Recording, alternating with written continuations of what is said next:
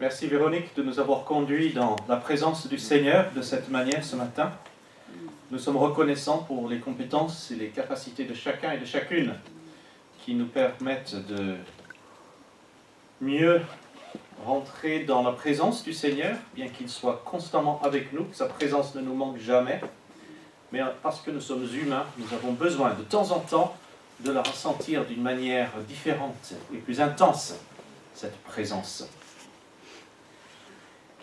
Nous continuons notre lecture dans l'évangile de Luc.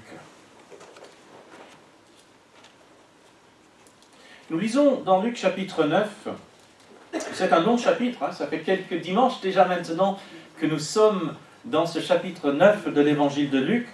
C'est un long chapitre très riche et qui aujourd'hui, d'après beaucoup de commentateurs, conclut un épisode majeur dans la vie et le cheminement de Jésus. Vous avez peut-être dans vos Bibles, à partir du verset 51 de ce chapitre 9, vous avez un sous-titre, moi dans ma Bible par exemple, c'est « De Galilée à Jérusalem ».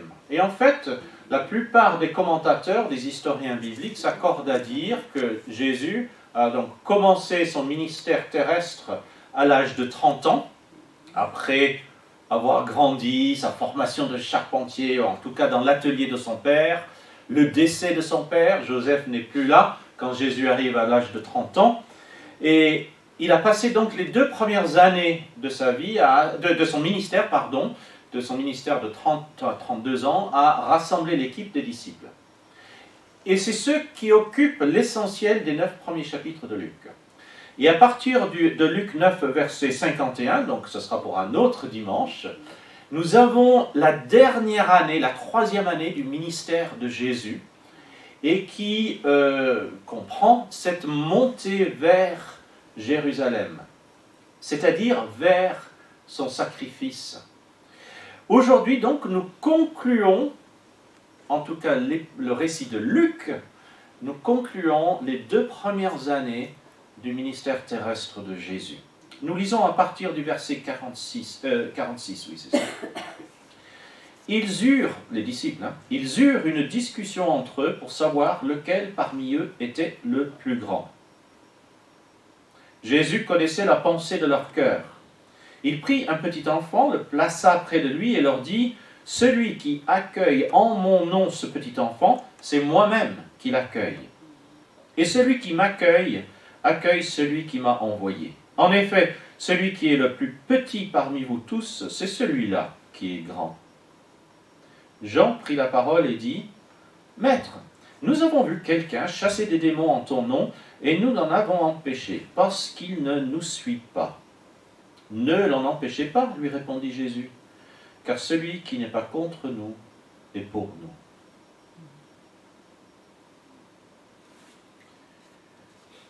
Lorsque j'étais jeune adulte, j'ai un ami qui s'est engagé à l'armée et qui a été envoyé au Liban avec son régiment et qui a passé quelque temps là-bas en tant que soldat. Il y avait des troupes internationales, il y avait eu des bombardements, c'était dans les années 80, il y avait eu des bombardements de la part des Israéliens sur les camps palestiniens. Et quand il est revenu, cet ami nous a fait un rapport de ce qu'il avait fait, de ce qu'il avait vu là-bas, des horreurs de la guerre. Et on a bien remarqué à quelques-uns, on s'est gentiment moqué de lui à ce propos, parce que son récit de ce qu'il avait fait là-bas a évolué au fil des semaines qui passaient. Et à en croire son récit après quelques mois, eh bien tout seul, il avait sauvé des vies, réglé des problèmes internationaux. On aurait dit qu'il avait fait des choses extraordinaires, il se donnait une bonne part, enfin il se donnait une bonne image de ce qui était arrivé là-bas. Alors on lui a dit, écoute, franchement, là, tu commences à exagérer un petit peu. Déjà, quand tu es rentré, c'était pas ça, et maintenant, quelques semaines plus tard, rien qu'à raconter cette histoire, elle a grandi, et elle t'a donné un rôle de plus en plus beau, de plus en plus extraordinaire. Je ne sais pas si vous avez déjà vécu ce genre de choses où quelqu'un, ou un récit, où vous avez lu une biographie, et ça se voit comme le nez au milieu du visage, que la personne qui a écrit cette biographie était en admiration devant le sujet, devant la personne dont elle décrit la vie, et exagère toutes les belles choses, et atténue, voire omet de parler des mauvaises choses, des échecs. Dans les évangiles, les biographies de Jésus, nous n'avons pas ce phénomène de la part des disciples. Imaginez un peu ce qui s'est passé. Nous savons que les évangiles, tels que nous les avons, proviennent de la plume des disciples et de ceux qui ont cheminé avec eux. Donc Jean et Matthieu étaient des disciples, faisaient partie de l'équipe des 12. L'évangile de Marc a été écrit par quelqu'un qui était probablement le scribe de l'apôtre Pierre. C'est une supposition qui a toutes sortes de raisons, qui est bien étayée, mais ça reste une supposition.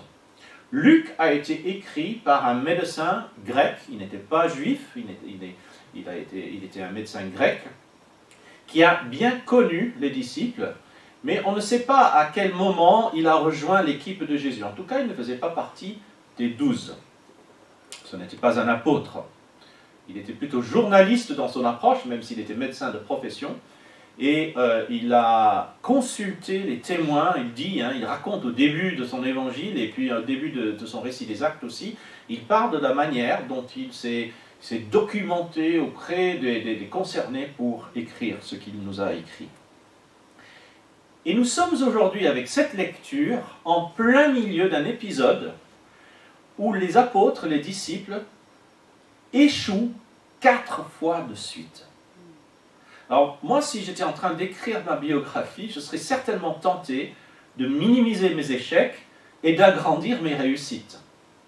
Or, nous voyons à plein d'occasions dans la Bible à quel point les disciples, ceux qui en fait étaient derrière les récits des évangiles que nous avons, ne minimisent pas du tout leurs échecs, leurs chutes, leurs trahisons, notamment le cas de l'apôtre Pierre, et encore Pierre était là, les autres dans la nature. Et c'est une des raisons pour lesquelles les théologiens font confiance aux écrits de la Bible. Il y a toutes sortes de raisons. Un jour, j'espère vous en parler, j'ai quelques prédications dans mes bagages à propos de la manière dont nous faisons confiance au texte de la Bible. Mais une des raisons, c'est que nous avons dans ces récits, les gens eux-mêmes qui les ont écrits, rédigés, sous l'inspiration du Saint-Esprit, n'ont pas cherché à se donner le beau rôle. Ils n'ont pas exagéré. Et nous avons là donc nous sommes en plein milieu d'une série de 4 occasions où les disciples ont échoué. Vous vous souvenez des 4 ? Allez. Révision. Ne pas avoir ne pas avoir guéri l'enfant. Ne pas avoir guéri l'enfant. Le doute sur la multiplication des pains. Oui, après ça, oui. Alors là, il y a toutes sortes de choses. Oui. Chasser les démons. Alors, ils ont pas réussi à chasser le démon du garçon, donc c'est le même épisode. La Bible nous dit que quand Jésus les a prévenus, juste après, qu'il allait être remis, remis entre les mains de ceux des autorités, la Bible dit, et c'est écrit au verset 44 et 45, qu'ils ne comprirent rien de ce que Jésus leur dit. Ils ont échoué à chasser les démons, ils ont échoué à comprendre. Il a calmé la tempête aussi. Alors, il y avait la tempête aussi, Jean, de peu de fois, Jésus a dû leur dire, pensez à toutes ces fois. Et aujourd'hui, nous avons 2 échecs supplémentaires. Premier échec d'humilité. Alors là, franchement, c'est qui le plus grand, le plus important. Et puis, échec de tolérance et de grâce. Et il n'est pas des nôtres, celui-là. De quel droit est-ce qu'il chasse les démons ? 4 échecs d'affilée, sans compter tous les autres échecs précédents que vous avez déjà dit. Et c'est une des raisons pour lesquelles nous faisons confiance à l'évangile de Luc, avec les 3 autres évangiles et le reste du Nouveau Testament, c'est que très souvent, les auteurs eux-mêmes sont tellement attachés à la vérité qu'ils n'exagèrent pas leur propre rôle. leur chute, leur maladresse. J'ai donc dit que nous avons 4 échecs. Versets 37 à 43, nous avons l'échec à guérir le jeune garçon à la descente de la montagne de la transfiguration. Nous avons l'échec à comprendre ce que Jésus était en train de leur dire à propos de la crucifixion qui arrivait. Et ici, nous les voyons échouer à 2 reprises à nouveau. En tout cas, ils sont en train de commettre des erreurs. Il manque d'humilité, versets 46 à 48. Il manque de tolérance et de grâce dans les 2 derniers versets de notre lecture. Cette discussion sur qui était le plus grand. Ces 3 versets indiquent à quel point les disciples manquaient d'humilité. Alors moi, ça ne m'étonne pas qu'à ce moment-là de leurs aventures avec Jésus, ils aient eu ces discussions. Souvenez-vous de ce qui vient de se passer. Il y en avait 3, Pierre, Jacques et Jean, qui étaient montés sur la montagne de la transfiguration et ils avaient aperçu le royaume de Dieu de l'autre monde, tel qu'il se présente dans le monde spirituel. Abraham et Moïse vivant, en train de discuter avec Jésus de ce qui allait arriver à Jérusalem, de sa crucifixion et de sa résurrection.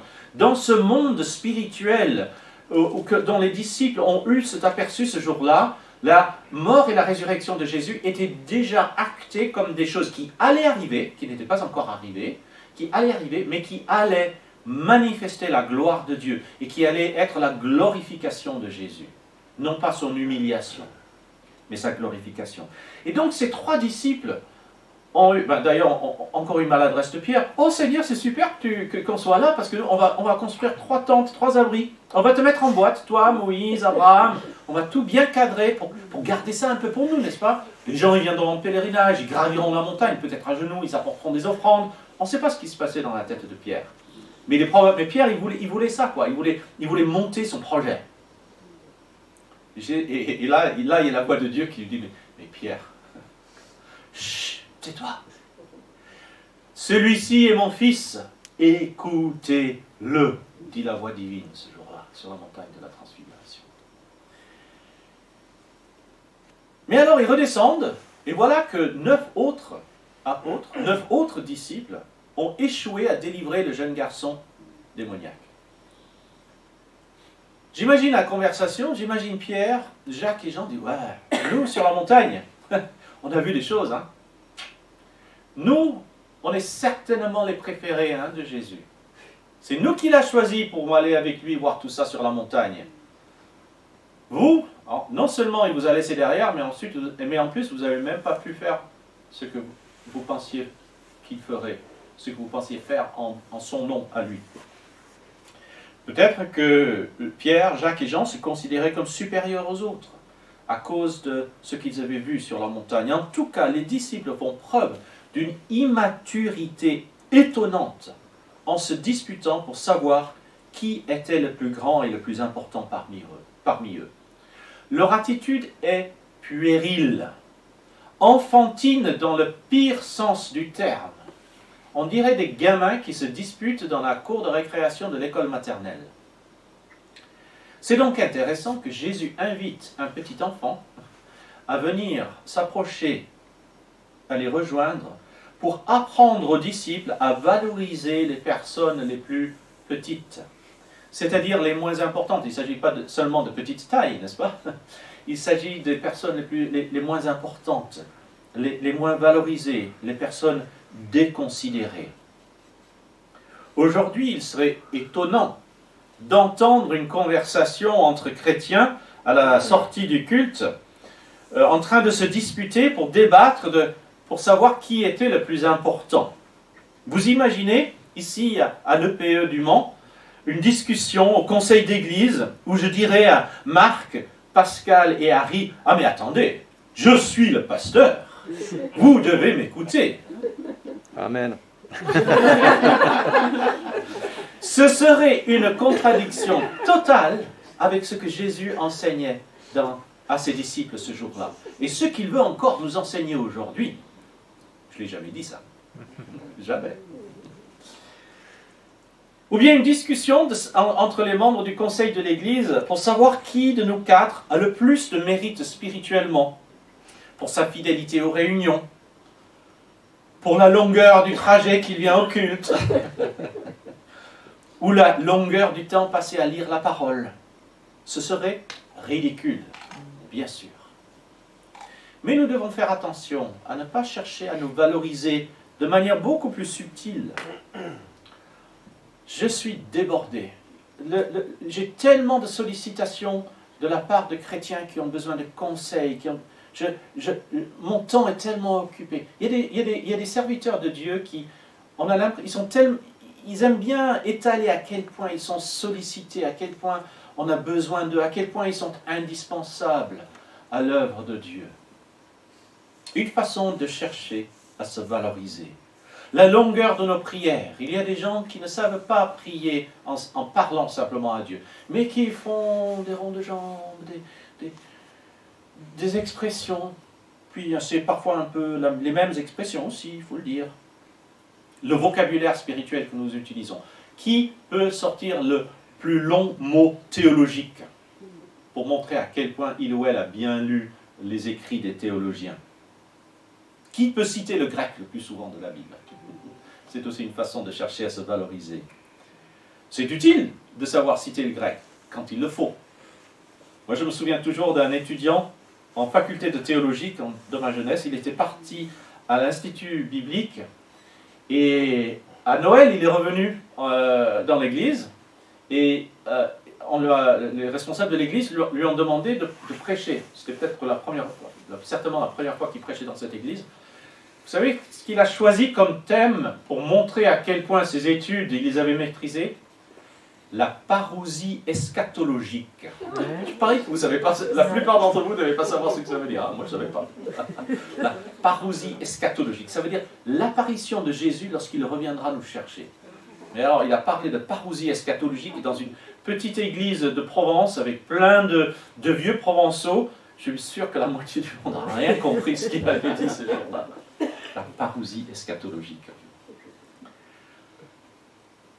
Ce sont des choses que de nombreuses personnes, de nombreux chrétiens utilisent pour se faire valoir aux yeux des autres. Et la tentation n'est pas loin de chacun de nous. Et c'est un petit peu ça que les disciples étaient en train de faire ce jour-là. Les disciples qui accompagnaient Jésus avaient du mal à comprendre l'attitude de Jésus dans plusieurs domaines. Ici, ils cherchent à comprendre comment quelqu'un qui a été glorifié comme Jésus l'a été sur la montagne de la transfiguration, pourrait être, comme il le dit au verset 44, avant notre lecture, livré aux mains des hommes.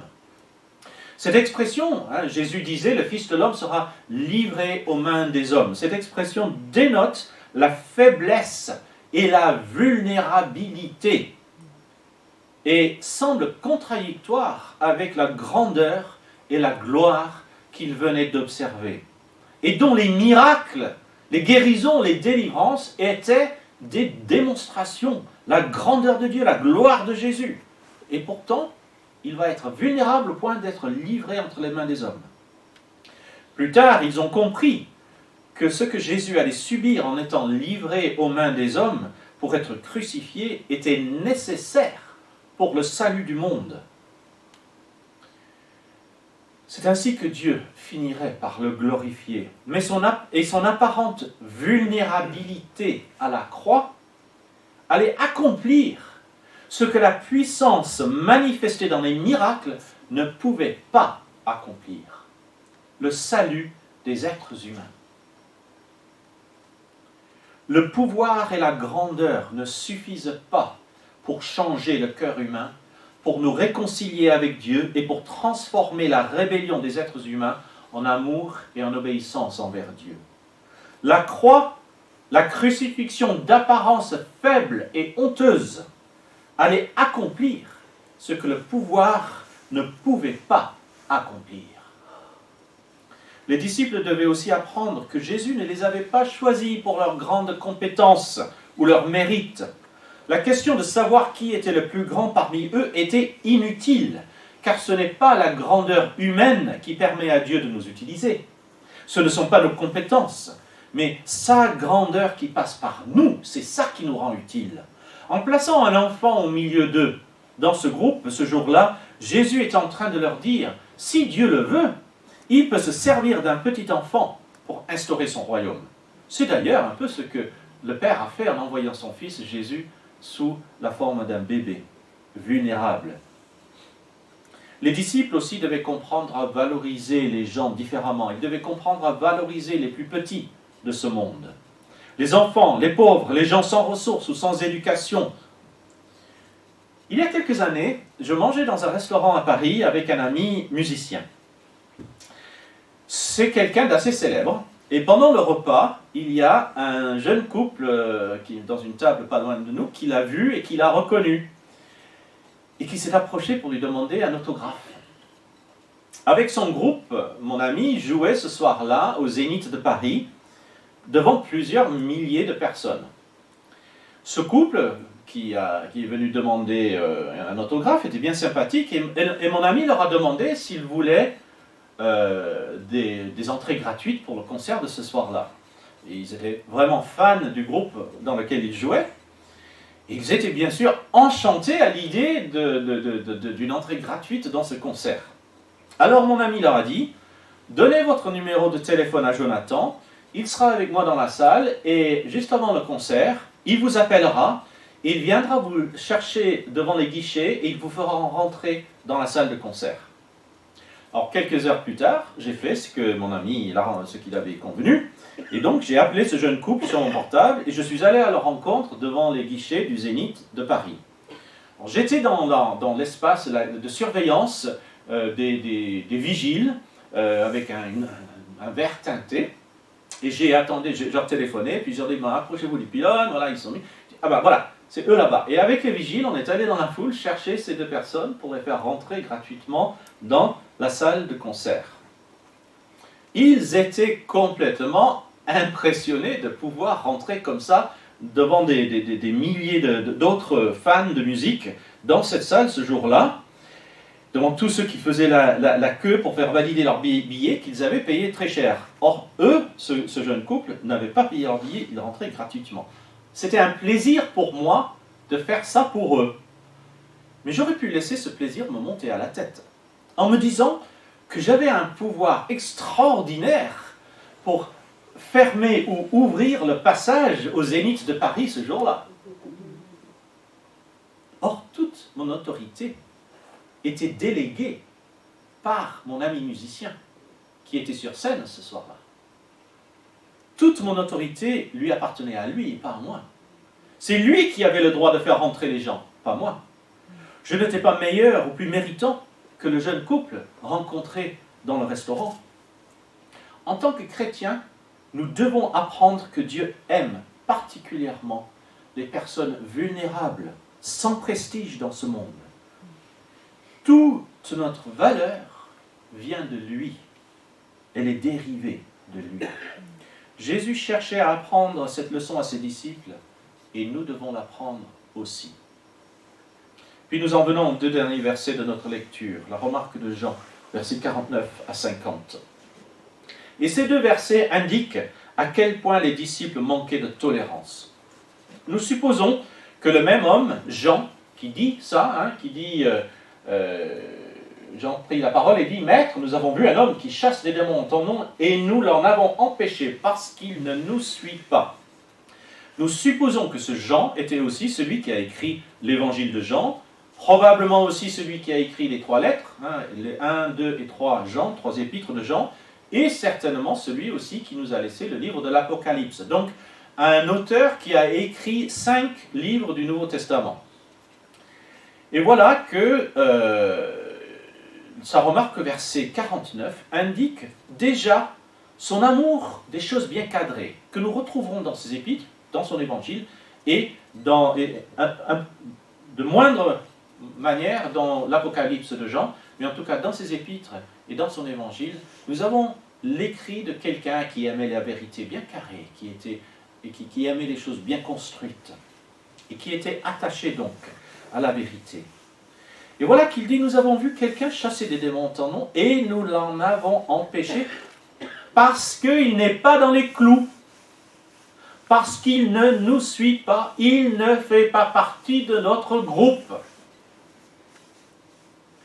Il est zélé, Jean. Il est zélé pour la pureté de l'enseignement, l'authenticité de la pratique de la foi.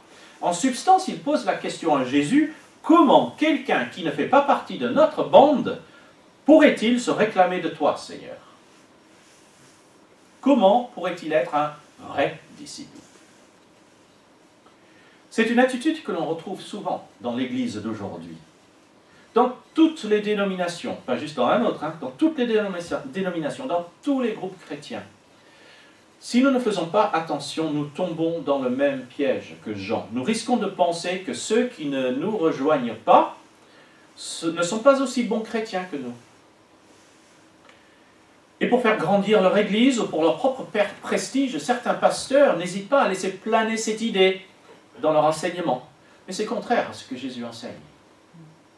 Ce n'est pas parce que les gens ne font pas partie de notre groupe qu'ils sont moins bons chrétiens que nous. Ne l'en empêchez pas, car celui qui n'est pas contre nous est pour nous. En substance, Jésus répond à Jean, « Hé, Jean, calme, cool, te prends pas la tête comme ça. » Les gens qui ont cette attitude ont besoin d'un élargissement de leur vision et de leur sympathie pour apprendre à pratiquer la grâce. Vous savez, dans l'armure du chrétien, dans Éphésiens chapitre 6, vous avez la ceinture de la vérité. La vérité, c'est ce qui tient tout le reste. Ce n'est pas antithétique, ce n'est pas opposé à la grâce, à l'amour, la vérité. C'est la vérité de Dieu. Dieu aime la vérité. La vérité à laquelle Jean était attaché était importante. Mais cette vérité, c'est elle qui tient tout le reste. Elle n'est pas en elle-même l'objectif. Nous pouvons avoir raison, c'est-à-dire demeurer dans la pure vérité, si nous perdons de vue l'objectif de partager l'évangile avec les gens et de leur parler de la bonne nouvelle de Jésus-Christ et de l'amour de Dieu. Nous pouvons être dans la vérité tout ce que nous voulons, ça ne servira à rien. La vérité, c'est ce qui assemble et unit tout le reste. Les gens qui ont cette attitude de Jean ce jour-là ont besoin d'un élargissement de leur vision et de leur sympathie pour apprendre à pratiquer la grâce, à pratiquer la vérité avec grâce, à être des chrétiens accueillants, bienveillants, agréables. Je suppose que comme moi, vous connaissez des chrétiens qui avancent dans la vie les dents serrées. Vous voyez de quoi je parle? Ces chrétiens qui avancent dans la vie les dents serrées. Dur, faut y aller. Ce genre de chrétien ne me fait pas envie. Moi, si je n'étais pas chrétien, des chrétiens avec ce genre de rigueur dans la vie, ça ne m'intéresserait pas. Ça ne fait pas envie. Nous pouvons le faire, si nous pouvons témoigner, si nous pouvons vivre notre vie de chrétien, c'est parce que Dieu s'occupe des conséquences, et c'est ce que Jésus est en train de dire à Jean ici. Il dit, c'est pas grave, il est pour nous, il est contre nous. Cool, à l'aise. Quelqu'un se réclame de Jésus, mais ne pratique pas comme moi. Ok, je ne suis pas obligé d'être d'accord avec lui ou avec elle. Je peux même l'exprimer le moment venu si le dialogue s'engage, si c'est nécessaire. Mais ce n'est pas à moi de l'empêcher ou de faire obstacle. Dieu est grand. Il est dans les cieux et il est maître de l'univers. Il est assez grand pour s'occuper des autres. Dans ce verset, Jésus invite Jean et les autres disciples à apprendre la tolérance. Tolérance, c'est compliqué, n'est-ce pas? C'est une valeur contemporaine que beaucoup de gens confondent souvent avec l'indifférence. C'est très facile d'être tolérant si j'en ai rien à faire. Je dis souvent, je ne suis pas très branché foot. Quand la France perd en match, même un grand match, ça me fait ni chaud ni froid. Parce que je suis relativement indifférent au foot. J'aime les gens, mais le sport lui-même ne m'intéresse pas beaucoup. Je pense à Karl en disant ça, le fils de Thérèse qui est footballeur professionnel. J'étais heureux de le rencontrer dimanche dernier. Un gars super. Et c'est vrai que je ne saurais même pas commencer à lui parler de son sport. Vraiment. Je suis relativement indifférent au foot. C'est pour ça que quand la France perd, peu importe. C'est facile d'être tolérant à l'égard de leur échec. Par contre, si on aime vraiment et qu'on est vraiment impliqué, la tolérance, c'est quelque chose de beaucoup plus difficile et coûteux. Pour apprendre à tolérer, il nous faut apprendre à tolérer les différences d'opinion quand l'enjeu compte pour nous. Ça, c'est une autre histoire. Je le dis souvent parce que nous, les chrétiens, devraient être exemplaires dans ce domaine. Puisque nous sommes enfants de Dieu, c'est-à-dire puisque nous sommes du côté gagnant, nous ne sommes pas obligés de nous entourer de gens qui pensent comme nous pour être bien dans nos baskets. Je l'ai déjà dit, je me répète peut-être, excusez-moi. Nous n'avons pas besoin de convaincre les autres que nous avons raison pour affirmer nos propres convictions et nous consolider nos prises de position. Nous pouvons laisser à Dieu le soin de faire ça. C'est une tolérance beaucoup plus difficile, mais beaucoup plus constructive et importante. Et puis ce qui intéresse Jésus ici, c'est de faire reculer les puissances du mal. Il n'a que faire d'une réputation humaine dans la société.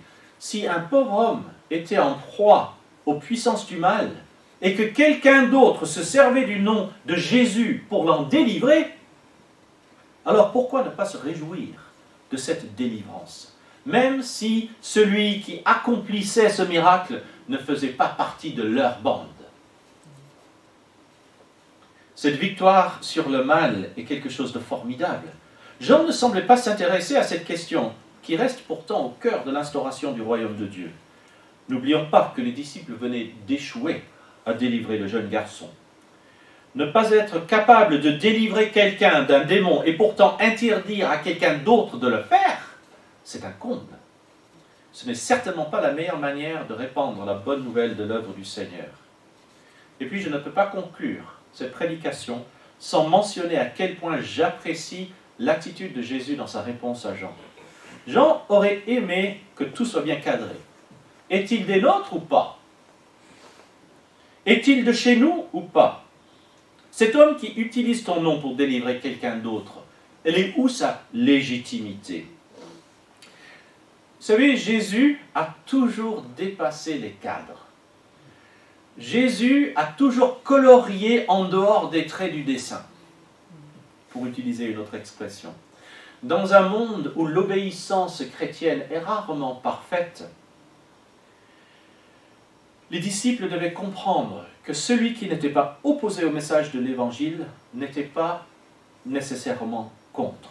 D'ailleurs, quelques versets auparavant, juste avant la transfiguration, nous avons lu les paroles de Jésus qui annonçaient que Dieu lui-même s'occupait de juger entre les méritants et les autres. Laissons à Dieu le soin de décider ce qui lui appartient et de ce qui n'est pas à lui. Il le sait tellement mieux que nous. Et apprenons à être des chrétiens apaisés, enthousiastes, qui font envie lorsque les gens nous observent, sans prise de tête. On va prier. Seigneur, aide-nous à apprendre les leçons de cet épisode si intéressant, si important. Aide-nous à savoir valoriser ceux qui ne sont pas valorisés dans ce monde. Aide-nous aussi à savoir être en imitation de ce que toi tu faisais, de tes attitudes, de tes valeurs. Aide-nous, Seigneur, à être paisibles à l'égard de la réussite des autres et à savoir te laisser le soin du jugement, le soin de décider de ceux qui sont dans les clous ou pas. Donne-nous, Seigneur, d'être des chrétiens apaisés et enthousiastes en même temps. Amen. Amen.